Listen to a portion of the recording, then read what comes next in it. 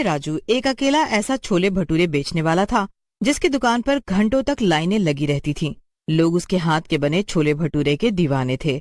यहाँ तक कि बड़ी बड़ी पार्टियों के लिए भी राजू के पास ऑर्डर आया करते थे। अरे भाई राजू, किस्मत हो तो तुम्हारी जैसी। सुना है तुम्हें मास्टर जी के शादी का बड़ा ऑर्डर आया है। नहीं भाई, ये तो सब बस राम जी की कृपा है। हाँ हाँ, राम जी की कुछ ज्यादा ही कृपा है तुम पर, वरना देखो छोले भटूरे तो मैं भी स्वादिष्ट ही बनाता हूँ, लेकिन मेरी दुकान पर कोई आता ही नहीं। अरे नहीं नहीं, ऐसी बात नहीं है भाई, तुम और भी ज्यादा मेहनत करो, देखना तुम्हारी दुकान भी चलने लग जाएगी। इसके बाद हरीश बड़बड़ाते हुए अपनी पत्नी से कहता है, बड़ा आया, जब से इस कमीने ने यहाँ नुक्कड़ पर अपनी दुकान लगाना शुरू किया है, हमारा तो पूरा धंधा ही चौपट हो गया है। सुनिए जी, इस राजू और इसके छोले भटूरे के ठेले का कुछ तो करना पड़ेगा। ठीक कहती हो भाग्यवान। उस रात राजू और उसकी पत्नी बहुत खुश थे। उनके लिए ये बहुत बड़ा ऑर्डर था। राजू जल्दी जल्दी 500 प्लेट की ऑर्डर तैयार कर लेता है और अपने ठेले को बहुत ही सुंदर से सजा लेता है। इसके बाद वो खुद भी तैयार होने घर के अंदर चला जाता है। तभी मौका देकर हरीश और उसकी पत्नी दबे पांव राजू के घर के अंदर घुस जाते हैं। अच्छा बेटा, तो मास्टर जी की शादी के ऑर्डर की पूरी तैयारी हो चुकी, लेकिन मैं भी देखता हूँ कि तू कैसे इस ऑर्डर को पूरा करता है। ए जी, सिर्फ बोलते ही रहोगे या कुछ करोगे भी? हाँ हाँ भाग्यवान, अभी किए देता हूँ। इसके बाद हरीश और उसकी पत्नी मिलकर राजू के छोले में ढेर सारा बालू मिला देते हैं कि तभी राजू की आवाज सुनाई देती है, अरे जल्दी करो शांति, वरना हमें लेट हो जाएगा। तभी राजू की नजर हरीश और उसकी पत्नी पर पड़ती है।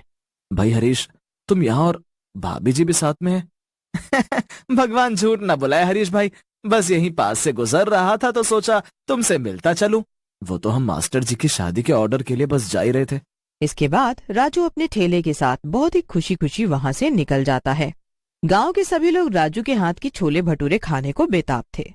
खाने की सभी काउंटर को छोड़कर केवल राजू के छोले भटूरे के स्टॉल के आगे लोगों की लंबी लाइनें थीं कि तभी उनमें से एक आदमी बोलता है, थू थू थू, छी, ये है आपके यहाँ के फेमस छोले भटूरे मास्टर जी। इससे घटिया छोले भटूरे मैंने आज तक नहीं खाए। सही कहा आपने भैया, मुझे तो लगता है कि हमारी बेइज्जती कराने के लिए मास्टर जी ने ऐसा घटिया छोले भटूरे वाले को बुलवाया है।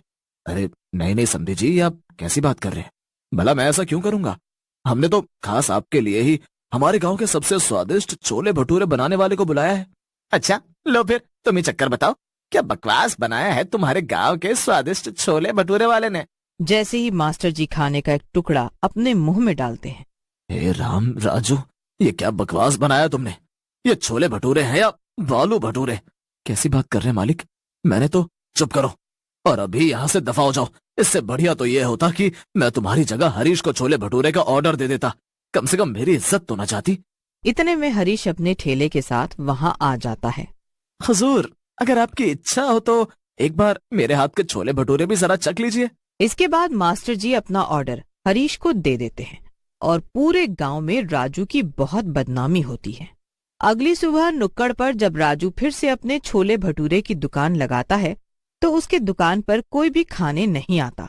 शांति, सुबह से एक भी ग्राहक नहीं आया, हमारा धंधा चौपट हो गया शांति, और ये सब मेरी वजह से हुआ है। राजू इस अपमान को सह नहीं पाता है और धंधा चौपट होने की वजह से खुदकुशी कर लेता है।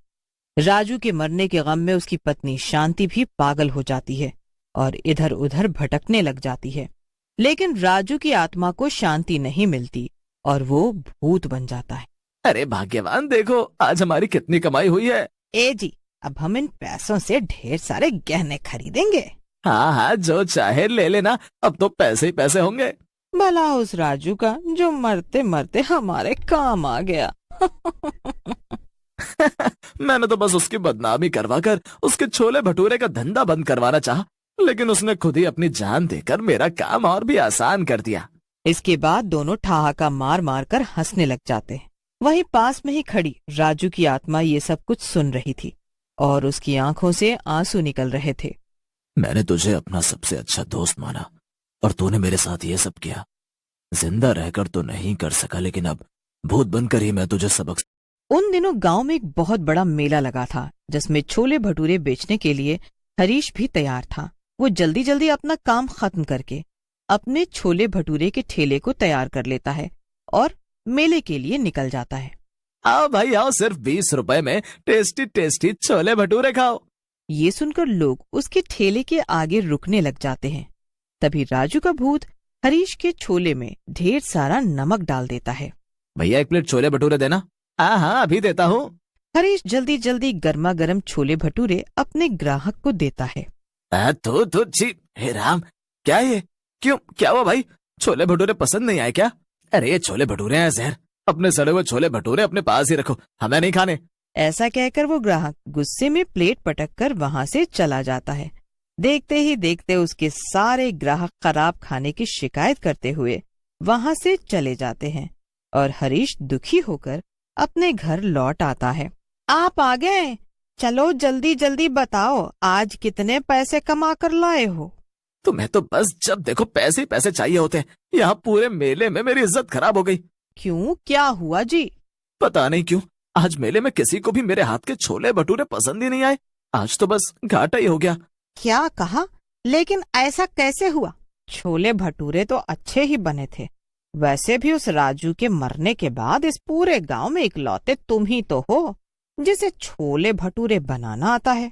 पता नहीं किसकी नजर लग गई हमारे घर को।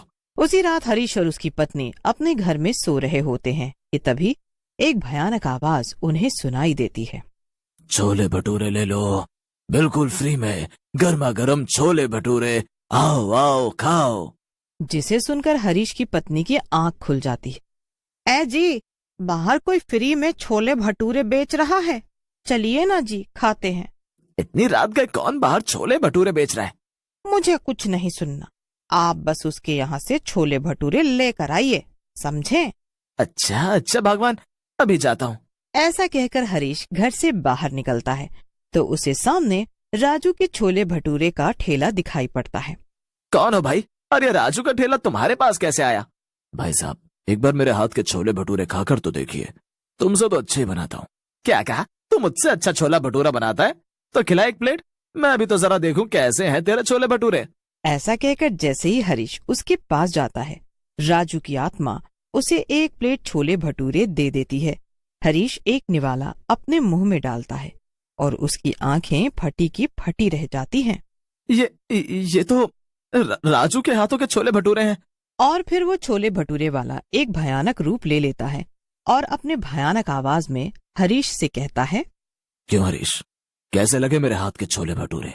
तुम तो राजू, लेकिन तुम तो मर चुके हो। मैं मरा नहीं, बल्कि तुमने मुझे मरने पर मजबूर किया। मुझे माफ कर दो राजू, मुझसे बहुत बड़ी गलती हो गई। गलती? तुम इसे गलती कहते हो? तुम्हारी वजह से मेरी जान चली गई, मेरी पत्नी पागलों की तरह इधर उधर भटक रही है और तुम कहते हो गलती हो गई। मुझे माफ कर दो राजू। माफी नहीं, अब तुम्हें इसकी सजा मिलेगी। राजू की आत्मा उसे हवा में उठा लेती है और पीटने लग जाती है। किसी तरह से हरीश अपनी जान उस भूत से बचाने के लिए वहां से भागता है। उस सुनसान रात में उसे सामने एक पुलिस स्टेशन दिखाई देता है। अपनी जान बचाने के लिए हरीश उस पुलिस स्टेशन के अंदर चला जाता है। इंस्पेक्टर साहब मुझे बचा लीजिए, मुझे बचा लीजिए। अरे कौन हो तुम? कहाँ गुस्सा चला रहे हो? मैं हरीश हूँ, मेरे पीछे उस राजू छोले भटूरे वाले की आत्मा पड़ी है। इंस्पेक्टर साहब मुझे बचा लीजिए। क्या कहा? राजू छोले भटूरे बेचने वाला? कहीं तुम उस राजू की बात तो नहीं कर रहे जिसने कुछ दिनों पहले खुदकुशी की थी? जी हाँ, मैं उसी की बात कर रहा हूँ, मुझे बचा लीजिए। लेकिन वो तुम्हें क्यों मारना चाहता है भला?